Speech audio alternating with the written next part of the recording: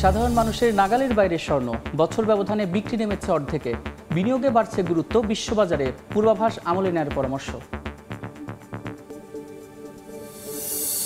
প্রথমবার সয়াবিন সহ সব ভোজ্য তেল আমদানিতে 1% উচ্ছে কর আরোপ, এনবিআর এর প্রজ্ঞাপন জারি। আমদানি ও পরিশোধন খরচের সঙ্গে ব্যয় বাড়াবে ভোক্তার। চট্টগ্রাম বন্দরের নতুন শুল্ক পদ্ধতি কার্যকর, কন্টেইনার ওঠানামা সহ সব সেবায় ট্যারিফ বাড়ল 25 থেকে 50%। ভোক্তা পর্যায়ে পণ্যের দাম বাড়ার শঙ্কা। উজানের ঢলে ফুলে ফেঁপে উঠছে তিস্তা, 5 জেলার নিচু এলাকা প্লাবিত। আমন ধান ও আগাম সবজি নিয়ে বিপাকে কৃষক, ব্যারাজের জলকপাট খুলে পানি নিয়ন্ত্রণের চেষ্টা। এবং ঢাকা এশিয়ান ট্যুরিজম ফেয়ারের পর্দা উঠছে বৃহস্পতিবার। নেপালে রাজনৈতিক অস্থিরতার প্রভাব পর্যটন খাতে, ভ্রমণ পিপাসু কমেছে প্রায় 30%।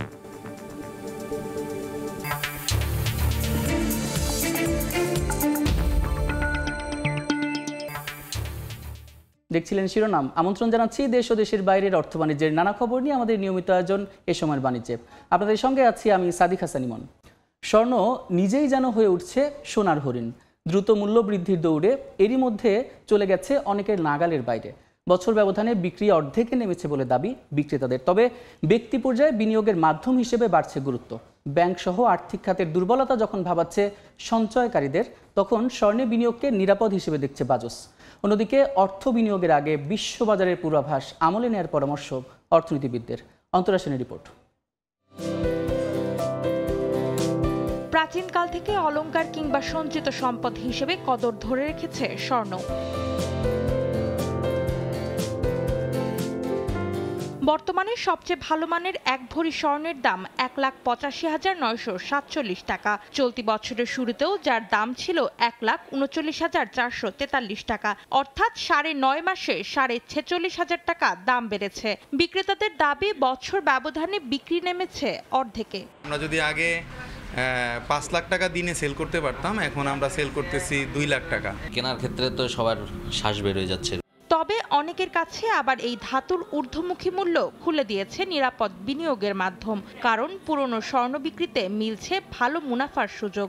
একটা ফ্যাশনেবল একটা জিনিস, আবার অ্যাসেটও। যাদের হিউজ পরিমাণ টাকা আছে তারা কিনে গোল্ড স্টক করতেছে। গোল্ডটা এখন আপনার বিনিয়োগও করতে পারে। বিক্রেতারাও বলছেন ভালো মানের পুরাতন স্বর্ণ কেউ বিক্রি করলে 17% দাম কমিয়ে কেনেন তারা। এই হিসাবে গেল জানুয়ারির শুরুতে কেনা 1 ভরি স্বর্ণালংকার বর্তমানে বিক্রি করলে লাভ পাবেন প্রায় 15,000 টাকা। আর বিনিময় করে নতুন অলংকার কিনলে 10% অবচয়ের পর প্রায় 28,000 টাকা বাড়বে ব্যবহারকারীর স্বর্ণের দাম। 2 বছর ব্যবধানে 1 ভরি স্বর্ণালংকারে লাভ করার সুযোগ দাঁড়াচ্ছে 56,125 থেকে 69,141 টাকা। অলস টাকা স্বর্ণে বিনিয়োগকে লাভজনক হিসেবে দেখছে স্বর্ণ ব্যবসায়ীদের শীর্ষ সংগঠন বাংলাদেশ জুয়েলার্স সমিতি। যারা জুয়েলারি বিজনেসের সাথে ইনভলভ, তারা বিনিয়োগ করে শোরুমের জন্য বা অন্যান্য কিছুর জন্য তারা কিনলেন, আবার কাস্টমারের কাছে বিক্রি করে দিলেন। এত টাকা ইনভেস্ট করা এখন অনেকের জন্যই বিরাট ব্যাপার। শিল্প খাতের স্থবিরতা আর ব্যাংক সহ আর্থিক খাতের দুর্বলতা যখন উদ্বেগ বাড়াচ্ছে সঞ্চয়কারীদের মনে, তখন মূল্যস্ফীতি আমলে নিয়ে স্বর্ণে বিনিয়োগকে নিরাপদ হিসেবে দেখছেন অর্থনীতিবিদরাও। বাংলাদেশ এরকম ইন্টারন্যাশনালি তারা কিন্তু এই শর্ট টার্ম পারচেসের ক্ষেত্রে যেতে পারে, তখন কিন্তু বাংলাদেশের বেশ অনেকটা প্রফিট হবে। বিশেষ করে তখন দেখা যাবে যে আমাদের রিজার্ভের পরিমাণটা বাড়ছে, এবং এটা আরেকটু আগে করা উচিত ছিল। যখন একটু আনস্টেবল হয়ে গেছিল গোল্ড মার্কেট, তখনই বাংলাদেশ আসলে এই জায়গাতে বিনিয়োগ করতে পারতো। বিশেষ করে রিজার্ভের একটা অংশ হয়তো বিনিয়োগে রাখা যেতে পারতো। বাংলাদেশ যে বছর স্বাধীন হয় সে বছর ভালো মানের স্বর্ণের ভরি ছিল 170 টাকা, যা বর্তমানে গিয়ে ঠেকেছে প্রায় 2 লাখে। এই দাম কোথায় গিয়ে ঠেকবে তা এখনো পর্যন্ত বলা না গেলেও পূর্বাভাস বলছে বিশ্ববাজারে আরও বাড়তে পারে স্বর্ণের দাম। অন্তরা সেন, সময় সংবাদ, ঢাকা। দর্শক, আমরা প্রতিবেদনটি দেখছিলাম। এ বিষয়ে আলোচনার জন্য আমাদের সঙ্গে স্টুডিওতে যুক্ত আছেন আন্তর্জাতিক বাণিজ্য অর্থনৈতিক বিষয়ক পরামর্শক সংস্থা ট্রেস কনসাল্টিং এর ব্যবস্থাপনা পরিচালক ও প্রধান নির্বাহী কর্মকর্তা ফুয়াদ এম খালিদ হোসেন। জনাব খালিদ হোসেন, এ সময়ের বাণিজ্যে আপনাকে স্বাগত। Thank you. আমরা প্রতিবেদনটি দেখলাম, এই পর্যন্ত কিন্তু দেশে 52 বার স্বর্ণের দাম সমন্বয় করা হয়েছে এবং বেশিরভাগ ক্ষেত্রেই বেড়েছে। এখন কিন্তু আছে প্রায় 1,86,000 ছুঁই। স্বর্ণের দাম কেন বাড়ছে আপনার কি মনে হয়? আসলে যে বিষয়টা হলো আন্তর্জাতিক শুধু বাংলাদেশে না, আমাদের গ্লোবাল মার্কেটে যদি আমরা দেখি, গত 2024 সাল থেকে যদি 20 মাসে আমরা ডেটা দেখি, প্রায় 60% পর্যন্ত এর স্বর্ণের দামটা বেড়ে গেছে। তো রিসেন্টলি এইটা বেড়ে যাওয়ার মূল কারণটা হচ্ছে, আপনি জানেন যে ইউএসএ ব্যুরো অফ লেবার তাদের একটা পরিসংখ্যান অনুযায়ী যে আনএমপ্লয়েড রেটটা যুক্তরাষ্ট্রে এটা প্রায় 4.3%, যেটা লাস্ট 4 বছরের ভিতরে হাইয়েস্ট। তো যার কারণে এই তাদের পক্ষ থেকে একটা ইস্যু ছিল যে একটা ফেডারেল রিজার্ভের ফেডারেল রিজার্ভের যে তারা সুদের হারটা কমে দিতে পারে। সুদের হারটা কমে দিলে ডিভিডেন্ড ইলটা কমে যাবে বন্ড এবং অন্যান্য ক্ষেত্রে, যার কারণে মূলত হচ্ছে আপনার ইনভেস্টররা এখানে স্বর্ণের পিছনে তারা বিনিয়োগ করার জন্য আগ্রহটা বাড়ছে এবং এই কারণে হচ্ছে স্বর্ণের প্রাইসটা বেড়ে যাচ্ছে। জি, যদি বিশ্ববাজারে দেখি তাহলে কিন্তু একটা পূর্বাভাসে বলা হচ্ছে প্রায় $4,000 কিন্তু মার্কিন ডলারও কিন্তু পৌঁছে যেতে পারে, এখন আসে 3,600 সামথিং আছে। তো দেখা যাচ্ছে যে বলছে যে স্বর্ণে বিনিয়োগ করার আগে আপনি যেটা বলছেন যে বিনিয়োগ করার আগে বিশ্ববাজারের যে অর্থনীতি বিশ্লেষক আছেন বিশ্ববাজারের সাথে একটু পরামর্শ কিংবা ওই খোঁজ খবর রেখে তারপর বিনিয়োগের কথা বলা হচ্ছে। তো এ ব্যাপারে আপনার কি বলা আছে, কতটুকু সতর্ক হতে হবে এখানে যারা বিনিয়োগ করতে চায় তাদের? আসলে ওভারঅল আমি বাংলাদেশের প্রেক্ষাপটে স্বর্ণে বিনিয়োগ করাটাকে আসলে এনকারেজ করছি না, কারণ আপনি যদি দেখেন হয়তো শর্ট টার্মে একটা ফ্যামিলির জন্য যিনি চিন্তা করে যে আমি স্বর্ণ পরিধান করবো আবার কয়েক বছর পরে বিক্রি করবো, ঠিক আছে, কিন্তু ওভারঅল সবাই যদি স্বর্ণে বিনিয়োগ করা শুরু করে তাহলে আপনি যদি ম্যাক্রো ইকোনমিক সিনারিটা দেখেন তাহলে হচ্ছে মানুষজন একটা বিষয় হলো স্বর্ণ তো আমরা প্রডিউস করি না, এটাকে বাইরে থেকে কিনে আনতে হবে, তাহলে আমাদের ইম্পোর্ট কারেন্সিতে বড় ধরনের একটা ইম্প্যাক্ট করবে, আমাদের হচ্ছে স্বর্ণ কিনে আনতে হবে। 2 নম্বর হচ্ছে স্বর্ণতে বিনিয়োগটা এটা কিন্তু একটা কাইন্ড অফ এটা বড় ধরনের প্রোডাক্টিভ ইনভেস্টমেন্ট না। আপনি বিনিয়োগ করলেন টাকাটা আপনি যে রেখে দিলেন, তার সেক্টরে তার চেয়ে যদি অন্য জায়গায় বিনিয়োগ করা হয় তাহলে সেক্ষেত্রে কিন্তু ইয়েটা বাড়ে। আপনি যদি এই বিনিয়োগটা যদি অন্য কোনো প্রোডাক্টিভ ক্ষেত্রে যায়, আমাদের যেখানে জব ক্রিয়েশন হয় বা অল্টারনেটিভ ইনকাম হয় সেই ক্ষেত্রটা বাড়বে। আর আরেকটা বড় সমস্যা হচ্ছে আপনি স্বর্ণে যদি বেশি বিনিয়োগ করা হয় তাহলে মানুষ যদি ব্যাংক থেকে টাকা নিয়ে এসে স্বর্ণ কিনা শুরু করে তাহলে কিন্তু ওভারঅল হচ্ছে আপনার ব্যাংকে লিকুইডিটি ক্রাইসিস বা এই ধরনের ওভারঅল যে একটা ইতিমধ্যে সেই ধরনের সমস্যা কিন্তু ব্যাংক আছেই, রাইট। তো এক্ষেত্রে যেমন বলতে চাই যে আসলে আরেকটু যদি বিস্তারিত বলেন যে কতটা ইম্প্যাক্ট পড়তে পারে যদি স্বর্ণের দিকে সবাই ঝুঁকে যায়, কারণ বাঙালিদের ক্ষেত্রে দেখা যায় যে কোনো ব্যবসায় লাভবান হচ্ছে যদি আশেপাশের কাউকে দেখে যাচাই বাছাই না করে তারা সেখানে ইনভেস্ট করতে থাকে কিছুটা লাভের আশায়। তো এক্ষেত্রে আসলে অর্থনীতির কি রদবদল ঘটতে পারে বা কতটা উন্নতি বা অবনতি হতে পারে আপনি জানাবেন? এইটা আসলে এইটা এখনও একটা ট্রেন্ডটা অত বেশি না, কিছু মানুষ হয়তো করছে, কিন্তু ওভারঅল সবাই যদি দিকে ঝুঁকে যায় তাহলে মানুষজন ব্যাংক থেকে টাকা নেওয়া শুরু করবে, লিকুইডিটি ক্রাইসটা আরও বাড়বে। এমনিতে আমাদের লিকুইডিটি ক্রাইস হচ্ছে, এর পাশাপাশি আমাদের শেয়ার মার্কেটটা খুবই ভোলাটাইল। মানুষ যদি অল্টারনেটিভ ইনভেস্টমেন্ট হিসেবে শেয়ার মার্কেট থেকে টাকা নিয়ে এসে এখানে ইনভেস্ট করা শুরু করে তাহলে এটা আসলে কোনোভাবে আমাদের ইকোনমির জন্য এটা ভালো কিছু হবে না। এটা তো এইটা আসলে সরকারের মানে বিভিন্ন ধরনের পলিসি গ্রহণ করা হচ্ছে যাতে হচ্ছে মানুষজন আরও অল্টারনেটিভ সোর্স থেকে ইনভেস্ট করে, যেমন শেয়ার বাজার হইতে পারছে একটা বড় ধরনের লং টার্ম ইনভেস্টমেন্ট যদি আমরা এটাকে সুন্দর করে সাজাতে পারতাম, এখান থেকে যদি আমাদের রেভিনিউ এখান থেকে ইলটা যদি ঠিকমতো আসতো। তো এইটা আসলে আমি কোনোভাবে পজিটিভলি দেখছি না যে এই গোল্ডে হচ্ছে ওভারঅল মানুষের টেন্ডেন্সি ইনভেস্টমেন্টটা। জি, আপনি যেহেতু শেয়ার বাজারের কথা তুললেন তো হিসেবে বলতে চাই শেয়ার বাজারে কিন্তু কিছুটা চাঙ্গা ভাব কিন্তু আছে কয়েক মাস যাবত, যদিও 1 সপ্তাহ ধরে একটু শেয়ার বাজার কমতির দিকে আছে।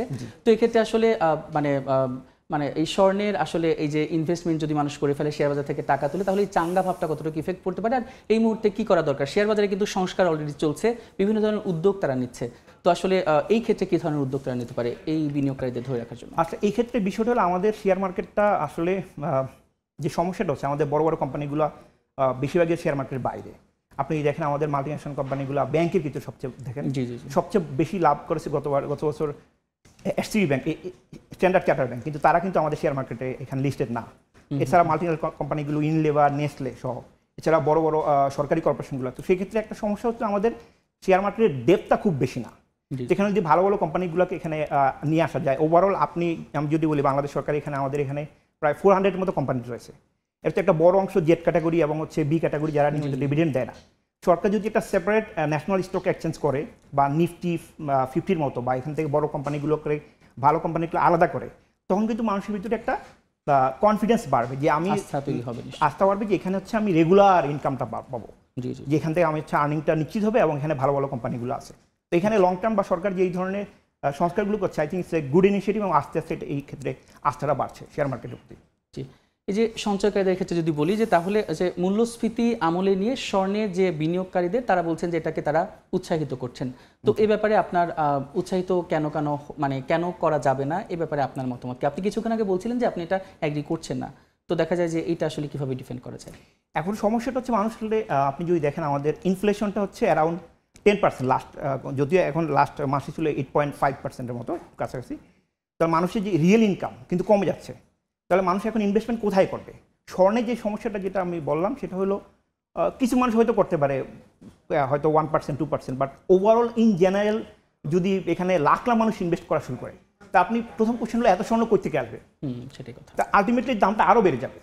ও আমাদেরকে ইম্পোর্ট করতে হবে। আমাদের ইম্পোর্ট এমনিতে কারেন্সিটা আমাদের একটু মোটামুটি স্টেবল আছে। এক্সপোর্ট ইম্পোর্ট বা আপনি যদি রেমিটেন্স ওভারঅল ব্যালেন্স অফ পেমেন্টটা ধরেন, তাহলে সেক্ষেত্রে একটা বড় ধরনের ইস্যু হয়ে যাবে।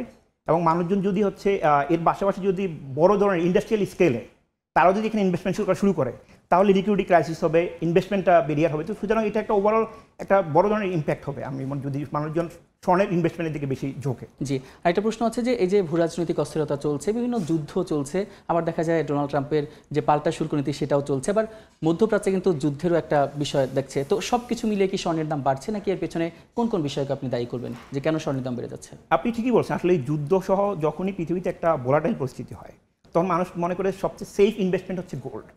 তো আমরা দেখেছি 3-4টা যুদ্ধ হয়েছে গত কয়েক বছরে, যার কারণে মূলত হচ্ছে দামটা বেড়েছে। ওভারঅল ইউএসের মানে ইউএস ডলারের যে মূল্যমানটা এটা অন্য মুদ্রার তুলনায় একটু দুর্বল হয়ে যাচ্ছে। তো সবগুলো বিষয় মিলিয়ে হচ্ছে আপনার স্বর্ণের দামটা আসলে বেড়ে যাচ্ছে। জি, এই যে লাস্টে যদি বাংলাদেশের জনতার কথা বলি, তাহলে স্বর্ণ কিন্তু দেখা যায় অনেক শৌখিন বিষয়, মূল্যবান ধাতু। তো সেই শৌখিন মূল্যবান ধাতুটির দাম দেখা যাচ্ছে অনেক বাইরে চলে যাচ্ছে, নাগালের বাইরে, মানুষ কিনতে পারছে না। তো এই বিষয়টাকে আপনি কিভাবে দেখবেন, আর কিভাবে স্বর্ণের দামটা কমতে পারে আপনার কি মনে হয়? কিছুটা আভাস কি আছে? এটা আসলে এখন এই মুহূর্তে কোনো আভাস দেখছি না যে এটা কমতে, কারণ ক্রমাগত বাড়ছে। আমি যেটা বললাম শুরুতেই, গত 20 মাসে এটা 61% বেড়ে গেছে। তো এখন যারা সাধারণ মানুষ স্বল্প স্বর্ণ দিয়ে তারা বিয়ে করতে বা প্ল্যান করে, এটা আসলে তাদের জন্য একটা বড় ধরনের প্রবলেম হচ্ছে। বাট এখানে বাংলাদেশের কন্ট্রোলটা খুব কম, কারণ এটা গ্লোবাল মার্কেটে বাড়তেছে। বাংলাদেশ স্বর্ণ প্রডিউসও করে না বাংলাদেশে, তো সেক্ষেত্রে বাংলাদেশে এখানে খুব এটা কিছু করে নেই।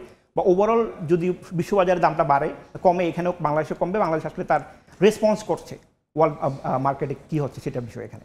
জি, আপনাকে অসংখ্য ধন্যবাদ। স্বর্ণের দাম মানে সমন্বয় করা হোক, যেভাবে হোক বাংলাদেশের অর্থনীতি যাতে উন্নত হয় এবং কর্মসংস্থান বাড়ে, যেটা আপনি অনেক প্রসঙ্গেই বলেছিলেন, সেদিকে আসলে নজর রাখা দরকার। আপনাকে অসংখ্য ধন্যবাদ এই সময়ের বাণিজ্যে আমাদের সঙ্গে যুক্ত হওয়ার জন্য। থ্যাংক ইউ সো মাচ আমাকে ইনভাইট করার জন্য। আমরা এতক্ষণ আলোচনা করছিলাম স্বর্ণের বিভিন্ন বিষয়াদি নিয়ে, আর এজন্য আমাদের সঙ্গে যুক্ত ছিলেন জনাব ফুয়াদ এম খালিদ হোসেন। প্রথমবারের মতো সয়াবিন সহ সব ধরনের ভোজ্য তেল আমদানিতে 1% উচ্ছেদ কর আরোপ করেছে সরকার। এক প্রজ্ঞাপনের মাধ্যমে এই সিদ্ধান্তের কথা জানিয়েছে জাতীয় রাজস্ব বোর্ড এনবিআর।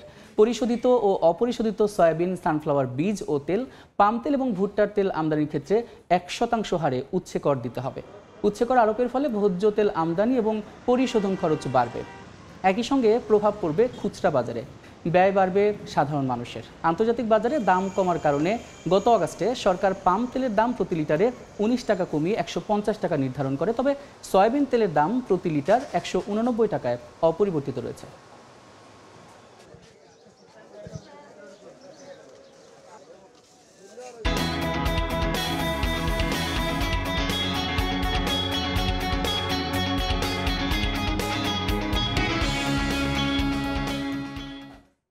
চট্টগ্রাম বন্দরে জাহাজ ভেড়ানো থেকে শুরু করে কন্টেইনার ওঠা নামা সহ যাবতীয় সেবার বিপরীতে 30 থেকে 50% পর্যন্ত ট্যারিফ বাড়িয়ে প্রজ্ঞাপন জারি করেছে সরকার। দীর্ঘ 39 বছর পর এই ট্যারিফ বাড়ানো হলেও ভোক্তা পর্যায়ে পণ্যের দাম বেড়ে যাওয়ার শঙ্কা ব্যবসায়ীদের।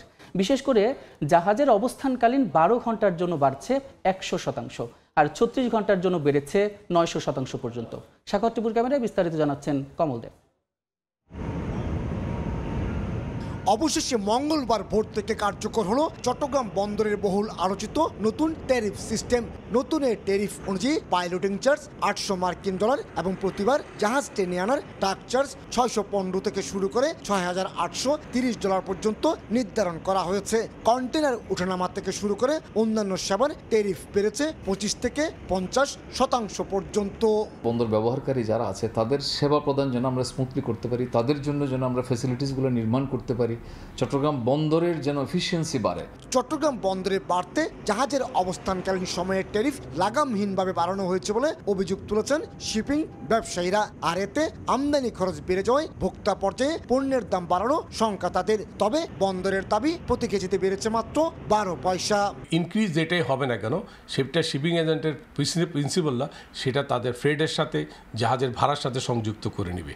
ট্যারিফ বাড়ানোর ক্ষেত্রে বন্দরে কনসালটেন্ট হিসেবে কাজ করেছে স্পেনের প্রতিষ্ঠান আইডম। এশিয়ার 10টি সহ 17টি আন্তর্জাতিক বন্দরের কার্যক্রম এবং ট্যারিফ পর্যালোচনা করে চট্টগ্রাম বন্দরের ট্যারিফ নির্ধারণ করা হয়েছে। অবশেষে 30 থেকে 41% পর্যন্ত ট্যারিফ বাড়ানো হয়েছে। তবে বন্দর ব্যবহারকারীরা বলছেন ট্যারিফ বাড়ানোর সাথে সাথে বাড়াতে হবে বন্দরের সেবা, আধুনিকায়ন করতে হবে যন্ত্রপাতির। চট্টগ্রাম বন্দরে আমদানি করা পণ্য বোঝাই কন্টেনার ফেলে রাখার প্রবণতা রোধ করতে নতুন ট্যারিফে চার্জ বাড়িয়ে দেওয়া হয়েছে। আবেদন করব যে আমাদের অবস্থান থেকে যে সংশ্লিষ্ট দপ্তরের কাছে যদি সুযোগ থাকে তার ট্যারিফের ব্যাপারে আরেকটু বিবেচনা করা উচিত। সংকট এড়াতে 12 থেকে 15% ট্যারিফ বাড়ানোর প্রস্তাব দিয়েছিল বন্দর ব্যবহারকারীরা, কিন্তু বেড়েছে প্রস্তাবের চেয়ে কয়েক গুণ বেশি। সার্ভিসটা এনশিওর করতে হবে, ইকুইপমেন্ট ফ্যাসিলিটিগুলো বাড়াতে হবে, তাহলে দেখবেন যে আলটিমেটলি বন্দরের যে সেবা, এই সেবাটা আসলে যৌক্তিক হবে।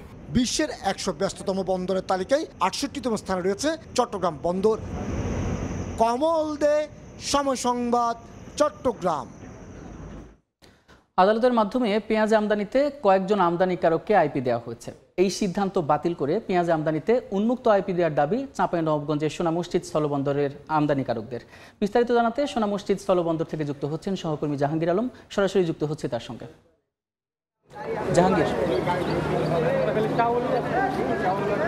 4.5 মাস পর চলতি অর্থবছরের গত 14 আগস্ট এই অর্থবছরের প্রথমবারের মতো সোনা মসজিদ স্থলবন্দর দিয়ে পেঁয়াজ আমদানি শুরু হয় এবং গত এই কয়েক মাসের মধ্যেই এখানে প্রায় 5252 মেট্রিক টন পেঁয়াজ আমদানি হয়েছে। তবে সাম্প্রতিক সময়ে গত কয়েকদিন ধরেই আসলে এখানে পেঁয়াজ আমদানি বন্ধ রয়েছে এবং আমদানিকারকরা বলছেন যে সম্প্রতি আদালতে রিট করার মাধ্যমে কয়েকজন আমদানিকারককে শুধুমাত্র 4 থেকে 5 জন তাদেরকে পেঁয়াজ আমদানির যে আইপি সেটি দেওয়া হয়েছে এবং সাধারণ যে অন্যান্য ব্যবসায়ীরা রয়েছেন, আমদানিকারকরা রয়েছেন, তারা বলছেন যে এই সিদ্ধান্তের ফলে আসলে সাধারণ ব্যবসায়ীরা ক্ষতিগ্রস্ত হবেন এবং এটা উন্মুক্ত থাকবে না। তাদের দাবি এই মুহূর্তে আসলে আইপি একেবারে উন্মুক্ত করে দেওয়া হোক, যাতে সকল ধরনের ব্যবসায়ীরা পেঁয়াজ আমদানি করতে পারে।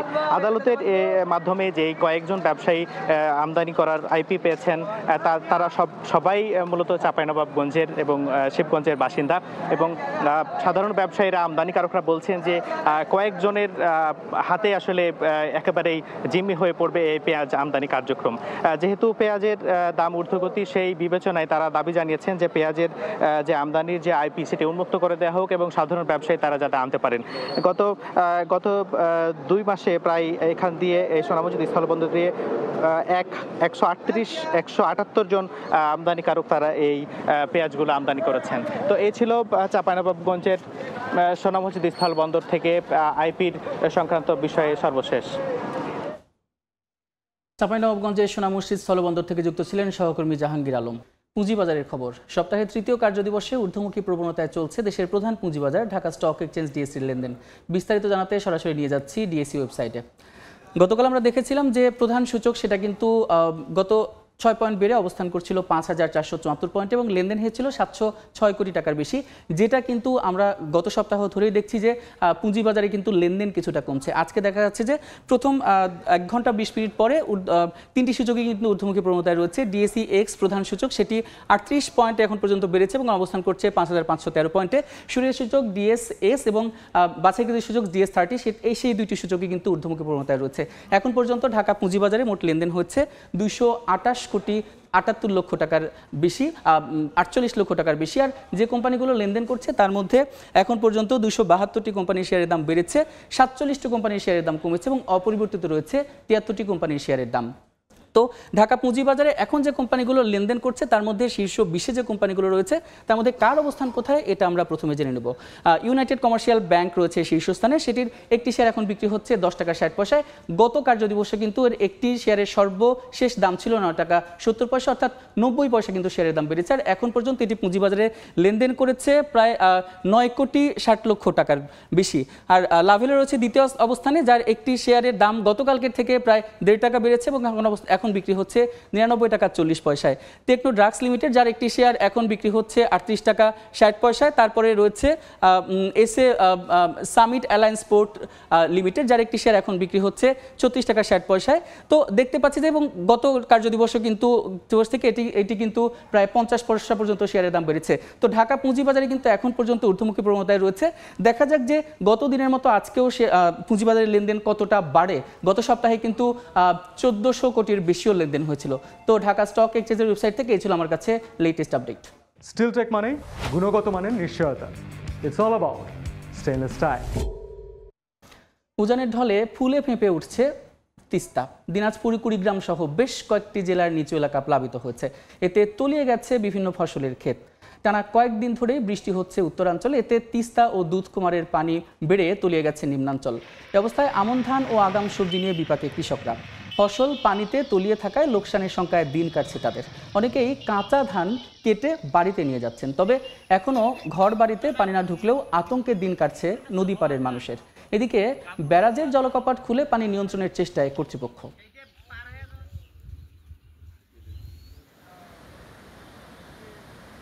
তিস্তা নদীর পানি ঝরি নামে মানে কিছু পানি মানে আবার তলায় গেছে, পানির জোর, পানি খুব হয়েছে, ওই জন্য আমরা ধান কাট পেয়েছি, খুব নদীর মধ্যে যাওয়া হয়েছে ভাঙ্গে, সেজন্য আমরা কাট পেয়েছি, নৌকে নিয়ে যায়। তারা আধা ফাঁকা ধান এলে ক্ষয়ক্ষতি হাজা হয়েছে, এলে আমরা এখন বর্তমানে আমরা নাওটাও নিয়ে যাই, এলে বর্তমানে কিছু আনি আমরা গরু ছাগল খেলে মানুষ। দিনাজপুরে টানা বৃষ্টিতে তলিয়ে যাওয়া ধান সহ অন্যান্য ফসল নিয়ে বিপাকে কৃষক। বিস্তারিত জানাতে জেলার পুনর্ভবা নদী এলাকায় আছেন সহকর্মী গোলাম নবী দুলাল, সরাসরি যুক্ত হচ্ছে তার সঙ্গে। দুলাল, গত কয়েকদিনের টানা বৃষ্টিপাতে দিনাজপুরের নদ নদীর কিছুটা হলেও পানি বেড়েছে, তবে এই বৃষ্টিপাতে কিন্তু আমনের যে আপনার যে জমি আছে, ক্ষেত আছে, সেগুলো কিন্তু পানি জমে উঠেছে। আমি দিনাজপুর আবহাওয়া অফিস যেটা জানিয়েছেন, গত এক সপ্তাহে 178 মিলিমিটার বৃষ্টিপাত হয়েছে। এই বৃষ্টিপাতের কারণে আমরা যেটা লক্ষ্য করছি যে এটি একটি আমন মৌসুম। এই আমন মৌসুমে প্রায় দিনাজপুরে 2,59,000 হেক্টর জমিতে আবাদ হয়েছে। আর এই মৌসুমে যেহেতু গত কয়েকদিন ধরে টানা বৃষ্টিপাত হওয়ার কারণে জমিগুলোতে পানি জমে গেছে। আমরা বিশেষ করে যেটা দোলা এবং নিচু জমি, সেই জমিতে কিন্তু অনেক পানি আমরা দেখছি যে এতে করে কিন্তু আপনার কৃষকরা যেটা বলছেন যে এইটি যদি আবার পানি যদি আপনার অবিরাম হতে থাকে তাহলে কিছুটা হলেও আপনার আমনের ক্ষতি হতে পারে নিচু জমিগুলোতে। পাশাপাশি যেখানে দিনাজপুরের 60টি যেটা নদী আছে, নদীতে কিন্তু পানি আপনার মোটামুটি অনেক পানি আমরা লক্ষ্য করছি। এই পানি, তবে তারা যেটা বলছেন যে বিপদ সীমার অনেক নিচু দিয়ে পানি প্রবাহিত হচ্ছে। তবে আবহাওয়া অফিস যেটা বলেছেন যে 18 সেপ্টেম্বর পর্যন্ত এই গুড়ি গুড়ি বৃষ্টি, মাঝারি এবং ভারী বৃষ্টি আপনার অনেক জায়গায় আমরা দিনাজপুরের আপনার অনেক জায়গায় বৃষ্টিপাত হচ্ছে। এই বৃষ্টিপাত হওয়ার কারণে সাধারণ মানুষের জীবনযাত্রাও কিন্তু কিছুটা হলেও আপনার ব্যাহত হচ্ছে। বিশেষ করে আমরা যানবাহন চলাচলে আপনার দেখছি যে অনেক কম। পাশাপাশি আপনার এই দিনাজপুরে আপনার যেহেতু আপনার উঁচু অঞ্চল, এই অঞ্চলে আপনার পানির যে আপনার অনেক পানি আমরা দেখছি যে বৃষ্টিপাত এখানে হচ্ছে টানা। এই বৃষ্টিপাত যদি আপনার আরো 2-3 দিন হয় তাহলে কৃষকের কিন্তু অনেক ক্ষতি হবে বলে তারা জানিয়েছেন। আমার কাছ থেকে সর্বশেষ এই ছিল। দিনাজপুর থেকে যুক্ত ছিলেন সহকর্মী গোলাম নবী দুলাল। দেশের গ্রামাঞ্চলে কর্মসংস্থানের সুযোগ কমে যাওয়া, বন্যা, নদী ভাঙন সহ নানা প্রাকৃতিক দুর্যোগে বাস্তুচ্যুত হয়ে জীবিকার তাগিদে বিশাল জনগোষ্ঠী প্রতি বছর আবাসন করছে নগরে। তবে নানা চ্যালেঞ্জ মোকাবেলা করে এসব মানুষ টিকে থাকলেও দারিদ্রতার বলয়ে ভাঙতে ব্যর্থ হচ্ছেন। বিশ্লেষকদের মত, বিশাল এই জনগোষ্ঠীর পুনর্বাসনে সরকারকে অবশ্যই সুনির্দিষ্ট পরিকল্পনা প্রণয়ন করতে হবে। শাকিল মাহমুদের ক্যামেরায় নাজমুল ইসলাম নিশাতের রিপোর্ট। রেললাইনের দুপাশে ছাড়াও রংপুর নগরীতে এমন অসংখ্য আবাসন গড়ে উঠেছে যাদের অধিকাংশই নদী ভাঙনের শিকার হয়ে বসতবাড়ি হারিয়েছেন কিংবা কর্মসংস্থানের জন্য গ্রাম থেকে নগরে এসেছেন। বসবাসকারী বেশিরভাগের পেশা সাধারণ শ্রমিক, রিকশাচালক অথবা বাসা বাড়ির গৃহপরিচারিকা। এমন ভাসমান জনগোষ্ঠীর সুনির্দিষ্ট তালিকা না থাকায় থেকে যাচ্ছে সামাজিক সুরক্ষার বাইরে। আমাদের আসলে এ পর্যন্ত এরকম কোনো তথ্য সংগ্রহ করা নাই বা সার্ভে করা নাই, তবে এটা থাকা উচিত বলে মনে হয়। Research and policy integration for development র্যাপিডের গবেষণা বলছে সামাজিক সুরক্ষার 80% ব্যয় হচ্ছে গ্রামে। 2024-25 অর্থ বছরে মোট সামাজিক সুরক্ষা ব্যয়ের মাত্র 4% নগরের দরিদ্রদের জন্য বরাদ্দ ছিল। ভালো পরিবেশ চাই, ভালো থাকতে চাই। 2-3 ঘন্টা বৃষ্টি হলেই চুরিপট্টি মনে করে ড্রেনের অবস্থা অনেক খারাপ। সবশেষ পরিবার আয় ব্যয় জরিপের তথ্য বলছে 2010 সালে নগরে দরিদ্র মানুষের সংখ্যা ছিল 74 লাখ, যা 2022 সালে বেড়ে দাঁড়িয়েছে 79 লাখে। একই সময়ে ঝুঁকিপূর্ণ জনগোষ্ঠী বেড়েছে 1,33 লাখ থেকে 1,53 লাখে।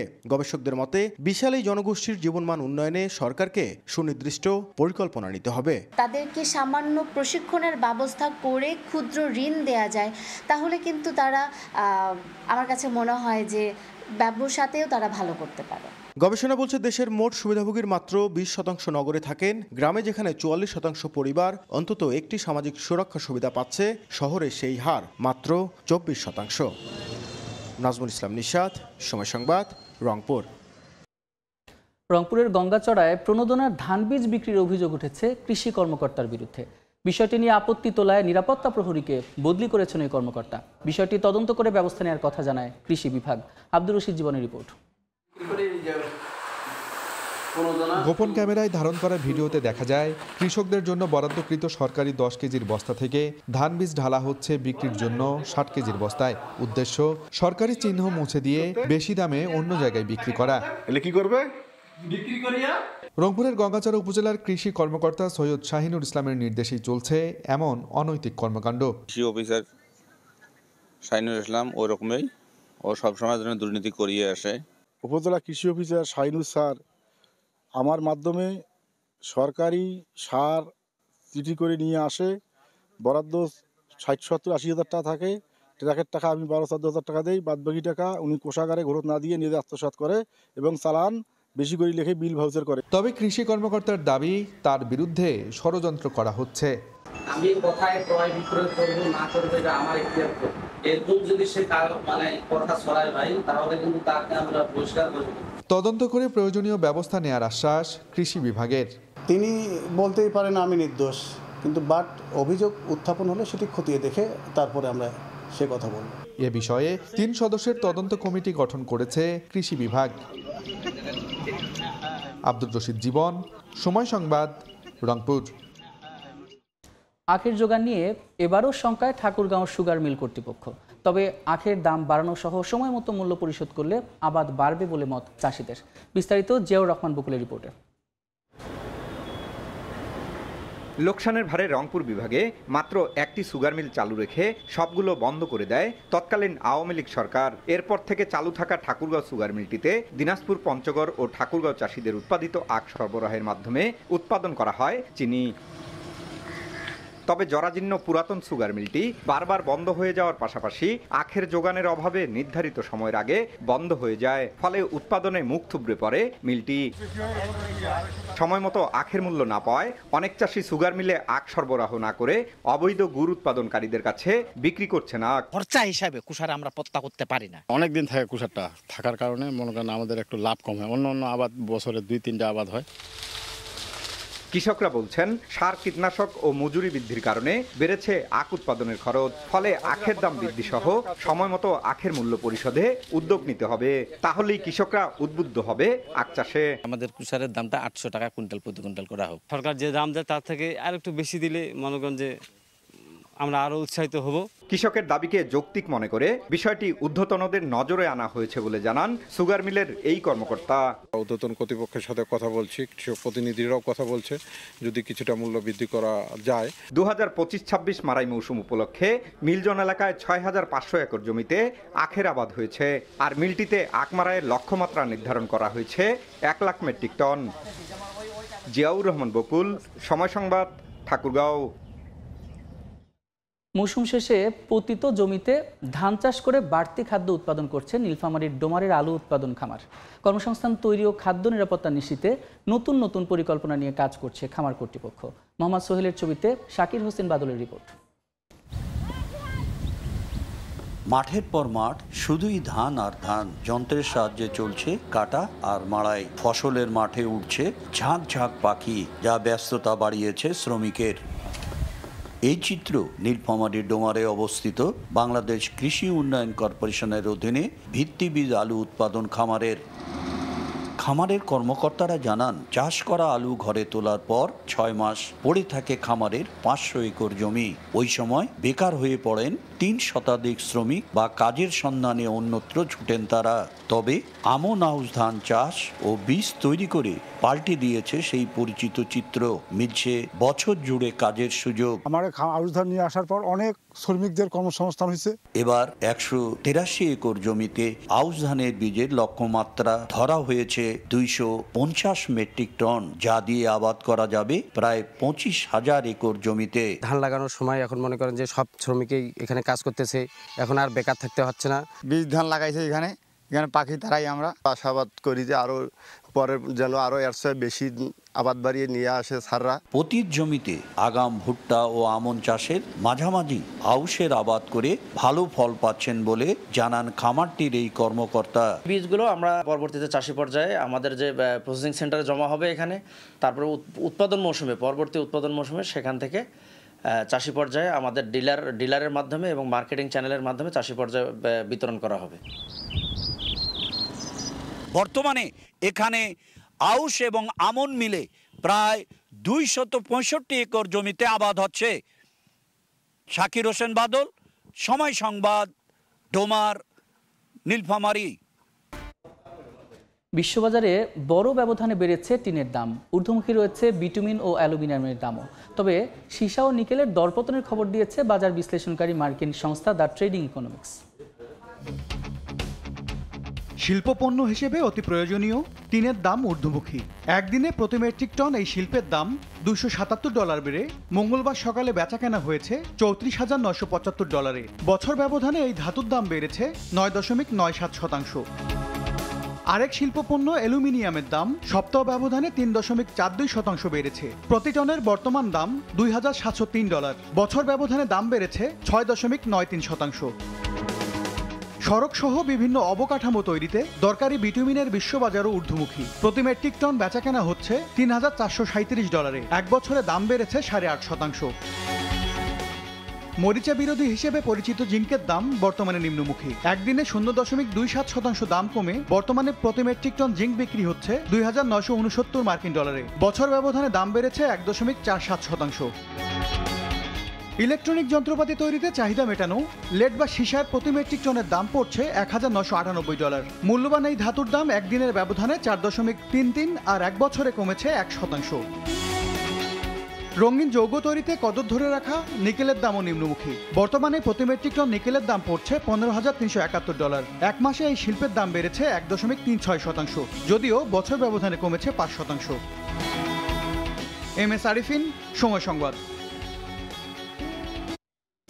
মার্কিন শুল্ক আরোপের জেরে ভারত রাশিয়ার সম্পর্ক নষ্টের চেষ্টা করা হলে তা ব্যর্থ হবে বলে সতর্ক করেছে মস্কো। দুদেশের সম্পর্কের ধারাবাহিকতা কেউ বাধাগ্রস্ত করতে পারবে না বলে জানিয়েছেন রুশ পররাষ্ট্র মন্ত্রণালয়। এদিকে মার্কিন পণ্যে ভারত শুল্ক না কমালে দেশটির জন্য যুক্তরাষ্ট্রের সঙ্গে বাণিজ্য করা কঠিন হবে বলে হুঁশিয়ারি দিয়েছে যুক্তরাষ্ট্রের বাণিজ্য মন্ত্রী হাওয়ার্ড লুটনিক। মার্কিন প্রেসিডেন্ট ডোনাল্ড ট্রাম্পের শুল্ক আরোপের চাপে ভারত, রাশিয়া, চীনের সঙ্গে উত্তেজনা বাড়ছে যুক্তরাষ্ট্রের। মস্কো থেকে তেল কেনার অভিযোগে নয়াদিল্লির ওপর অতিরিক্ত 50% শুল্ক আরোপ করে ট্রাম্প প্রশাসন। এতেও মস্কোর কাছ থেকে আমদানি বন্ধ রাখেনি নয়াদিল্লি, সম্পর্কেও পড়েনি ফাটল, বরং দুদেশের সম্পর্ক কেউ নষ্টের চেষ্টা করলে তা ব্যর্থ হবে বলে সতর্ক করেছে রাশিয়া। মস্কো নয়াদিল্লির দীর্ঘস্থায়ী ও স্থিতিশীল সম্পর্কের প্রশংসা করে তা কেউ বাধাগ্রস্ত করতে পারবে না বলে জানিয়েছে রুশ পররাষ্ট্র মন্ত্রণালয়। এর মধ্যেই মার্কিন পণ্যের শুল্ক না কমালে ভারতের জন্য যুক্তরাষ্ট্রের সঙ্গে বাণিজ্য করা কঠিন হয়ে উঠবে বলে হুঁশিয়ারি দিয়েছেন যুক্তরাষ্ট্রের বাণিজ্য মন্ত্রী হাওয়ার্ড লুটনিক। বলেন, যুক্তরাষ্ট্রের জন্য ভারত তাদের বাজার বন্ধ রেখেছে, অথচ নয়াদিল্লি ওয়াশিংটনের কাছে সব বিক্রি করছে। এদিকে মার্কিন বাজার ভারতের জন্য পুরোপুরি উন্মুক্ত। এ সময় ভারত নিজেদের 140 কোটি জনসংখ্যার কথা বলে বড়াই করলেও দেশটির সামান্য পরিমাণ মার্কিন ভুট্টাও কিনতে চায় না বলে মন্তব্য করেছেন বাণিজ্য মন্ত্রী হাওয়ার্ড লুটনিক। রাইসা জান্নাত, সময় সংবাদ। টিকটক নিয়ে প্রাথমিক সমঝোতায় পৌঁছালো যুক্তরাষ্ট্র ও চীন। অ্যাপটি মার্কিন নিয়ন্ত্রণে হস্তান্তরের রূপরেখা নিশ্চিত করতে আগামী শুক্রবার ফোনালাপ করবেন ডোনাল্ড ট্রাম্প ও শি জিনপিং। স্পেনে দুই দেশের শীর্ষ নেতার বৈঠকে এই সিদ্ধান্ত নেওয়া হয়। এ সময় চীনের উপপ্রধানমন্ত্রী লি হেফিং এবং মার্কিন অর্থমন্ত্রী স্কট বেসেন্ট উপস্থিত ছিলেন। চীনের বাইটড্যান্স নামের প্রতিষ্ঠানের একটি শর্ট ভিডিও প্ল্যাটফর্ম টিকটক। বিশ্বজুড়ে রয়েছে এই অ্যাপটির কোটি কোটি ব্যবহারকারী। শুধু যুক্তরাষ্ট্রেই আছেন 17 কোটি। তবে নিরাপত্তার স্বার্থে অস্থায়ীভাবে বেশ কিছুদিন বন্ধ রাখলেও তা খুলে দিতে বাধ্য হয় মার্কিন প্রশাসন। এরপর 2024 সালে পাশ হওয়া আইনে বলা হয়, টিকটককে যুক্তরাষ্ট্রে টিকে থাকতে হলে চীনা মালিকানা থেকে সরে দাঁড়াতে হবে। এ নিয়ে স্থানীয় সময় সোমবার স্পেনের মাদ্রিদে দুই দেশের শীর্ষ নেতাদের বৈঠক হয়। এতে চীনের উপপ্রধানমন্ত্রী লি হেফেং এবং মার্কিন অর্থমন্ত্রী স্কট বেসেন্ট উপস্থিত ছিলেন। মাদ্রিদে বৈঠক শেষে দুই দেশ জানায় মার্কিন ব্যবহারকারীর জনপ্রিয় অ্যাপ যুক্তরাষ্ট্র নিয়ন্ত্রিত মালিকানায় থাকবে। চীনকে চুক্তিতে রাজি হতে চাপ দিয়েছে বলে জানান মার্কিন অর্থমন্ত্রী স্কট বেসেন্ট। যদিও এখনো চূড়ান্ত হয়নি চুক্তির শর্ত, তবে মার্কিন অর্থমন্ত্রীর দাবি এতে যুক্তরাষ্ট্রের জাতীয় নিরাপত্তা সুরক্ষিত হবে, আবার টিকটকের চীনা বৈশিষ্ট্যও রক্ষা পাবে। যদিও অ্যাপের প্রযুক্তি বা অ্যালগোরিদম হস্তান্তর নিয়ে এখনো স্পষ্ট সিদ্ধান্ত হয়নি বৈঠকে, তাই অ্যাপটি মার্কিন নিয়ন্ত্রণে হস্তান্তরের রূপরেখা নিশ্চিত করতে শুক্রবার ফোনালাপ করবেন ডোনাল্ড ট্রাম্প ও শি জিনপিং। বিশ্লেষকরা বলছেন, এই চুক্তি কার্যকর করতে মার্কিন কংগ্রেসের অনুমোদন লাগতে পারে। তবে কোটি কোটি ব্যবহারকারীর ক্ষোভ এড়াতে ট্রাম্প প্রশাসন সরাসরি অ্যাপটি বন্ধ করতে চাইছে না। চীনা বাণিজ্য কর্মকর্তারা এই প্রক্রিয়াকে পারস্পরিক স্বার্থের সমাধান আখ্যা দিয়েছেন। তারা অভিযোগ করেন, যুক্তরাষ্ট্র একদিকে সহযোগিতা চাইছে, আবার অন্যদিকে চীনা প্রযুক্তি ও কোম্পানির উপর নানা বিধিনিষেধ চাপাচ্ছে। নাদিম মারজান, সময় সংবাদ। 18 সেপ্টেম্বর ঢাকায় শুরু হচ্ছে 3 দিনের এশিয়ান ট্যুরিজম ফেয়ার। এশিয়ার দেশগুলোর এয়ারলাইন্স, হোটেল, রিসোর্ট সহ ট্যুরিজম সংশ্লিষ্ট 180টি বুথে অংশ নেবে বিভিন্ন প্রতিষ্ঠান। মেলায় বিশেষ অফার দেবে বাংলাদেশ বিমান সহ বিভিন্ন ট্রাভেল এজেন্সি। মেলা উপলক্ষে এক সংবাদ সম্মেলনে এসব কথা জানান আয়োজকরা।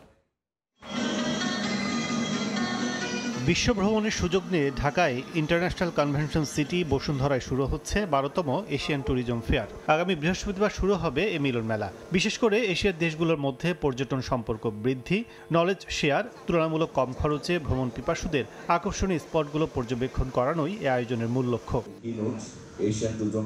সোমবার রাজধানী এক হোটেলে উপলক্ষে সংবাদ সম্মেলন আয়োজন করে পর্যটন বিচিত্রা। এবারের মেলায় থাকবে দেশ বিদেশ ভ্রমণের নানা প্যাকেজ, B2B সেশন ও সাংস্কৃতিক অনুষ্ঠান। পর্যটন শুধু অর্থনৈতিক চালিকা শক্তি নয়, এটি আমাদের সংস্কৃতি, আমাদের ঐতিহ্য, আমাদের জাতীয় পরিচয়ের বাহক। এই মেলার মাধ্যমে আমরা কেবল ভ্রমণের নতুন সংযোগ এবং সুযোগ সৃষ্টি করি না, বরং আগামী প্রজন্মের জন্য একটি টেকসই পর্যটন শিল্প গড়ে তুলতে এশিয়ান ট্যুরিজম ফেয়ার বদ্ধপরিকর। 3 দিনের মেলায় আন্তর্জাতিক 8টি রুটে বিশেষ অফার দেবে বাংলাদেশ বিমান। সংবাদ সম্মেলনে অংশ নেন মালদ্বীপ ও নেপাল সরকার প্রতিনিধি। প্রধান অতিথির বক্তব্যে পর্যটন কর্পোরেশনের চেয়ারম্যান বলেন, বিশ্ব পর্যটনে গুরুত্ব দিয়ে জিডিপিতে পর্যটন খাতের অবদান বৃদ্ধি করতে চায় সরকার। জিডিপিতে কিন্তু ট্যুরিজমের কন্ট্রিবিউশন খুবই কম, খুবই নগণ্য, 3-4% এরকম আপ ডাউন করছে। তো আসলে আমাদের আরও এটাকে বাড়ানোর সুযোগ রয়েছে। এশিয়ান ট্যুরিজম ফেয়ার সফল হবে এবং it will be the best platform to promote Bangladesh. 3 দিনের মেলায় প্রবেশ মূল্য 30 টাকা, তবে অনলাইন রেজিস্ট্রেশনে লাগবে না প্রবেশ মূল্য। এছাড়া প্রবেশ কুপনের মাধ্যমে র্যাফেল ড্রতে দর্শনার্থীরা পাবেন এয়ার টিকিট সহ নানা ভ্রমণ ভাউচার। কাজল আব্দুল্লাহ, সময় সংবাদ, ঢাকা। এদিকে পর্যটনের জন্য বিখ্যাত হিমালয়ের দেশ নেপালের রাজনৈতিক পট পরিবর্তনের জেরে বিরাজ করছে অস্থিরতা। এর নেতিবাচক প্রভাব পড়েছে দেশটির পর্যটন খাতেও। এক সপ্তাহের ব্যবধানেই ভ্রমণ পিপাসুদের আগমন প্রায় 30% কমেছে। তবে অন্তর্বর্তী সরকারের অধীনে পরিস্থিতি স্বাভাবিক হবে বলে আশা করছে পর্যটন ব্যবসায়ীরা। যে এভারেস্ট বেস ক্যাম্পে স্বপ্ন পূরণ করতে আসেন হাজারো অভিযাত্রী, যে থামেলের ক্যাফেতে ভিড় জমে পর্যটকের, সেখানে আজ শুধুই নীরবতা। দোকানগুলো ফাঁকা, হোটেল কক্ষ খালি, আর গাইডরা হতাশ হয়ে ঘরে ফিরছেন। নেপাল পর্যটন বোর্ডের হিসাব অনুযায়ী মাত্র এক সপ্তাহে পর্যটকের আগমন কমেছে প্রায় 30%। বুকিং বাতিলের হার 8 থেকে 10% পৌঁছেছে। পর্যটন ব্যবসায়ীদের কথায় শুধুই হতাশা। 2 দিন পুরোপুরি কারফিউ ছিল, বিমানবন্দরও বন্ধ ছিল। তবে এখন পরিস্থিতি স্বাভাবিক। আমরা আশা করছি পর্যটক সংখ্যা আরও বাড়বে। ভিজিটরদের বুকিং বাতিল হয়েছে প্রায় 8 থেকে 10%। তবে বেশিরভাগই নেপালের পরিস্থিতি সম্পর্কে খোঁজখবর নিচ্ছেন। বিভিন্ন দেশের সরকারও তাদের নাগরিকদের ভ্রমণ না করতে বলছে। এ কারণেই পর্যটন ব্যবসা ক্ষতিগ্রস্ত হচ্ছে, আর পর্যটন না থাকলে অর্থনীতিও স্বাভাবিকভাবে ভেঙে পড়ে। তাই পর্যটন ব্যবসার জন্য এখন সময়টা ভীষণ কঠিন। শুধু অর্থনীতি নয়, মানুষের জীবিকাও অনিশ্চিত হয়ে পড়েছে। কাঠমান্ডুর দোকানদার, পাহাড়ি কুলি কিংবা ট্রাভেল এজেন্সিগুলোর মধ্যেও এক ধরনের আতঙ্ক কাজ করছে। মধ্যবিত্ত পরিবারগুলো দিশেহারা, দিন আনা দিন খাওয়ার পরিবারগুলোকেও ভোগান্তি পোহাতে হচ্ছে। তবুও আশা ছাড়েননি স্থানীয়রা, শিক্ষার্থী থেকে ব্যবসায়ী। সবারই বিশ্বাস, শান্তি ফিরলেই আবার ভরে উঠবে বোধানাথ স্তূপা, আবার ঘুরে দাঁড়াবে পোখারার হ্রদ পার। এভারেস্টের পথে আবার শোনা যাবে বিশ্বজুড়ে অভিযাত্রীদের হাসি। মালিহা সুহরওয়ার্দী, সময় সংবাদ।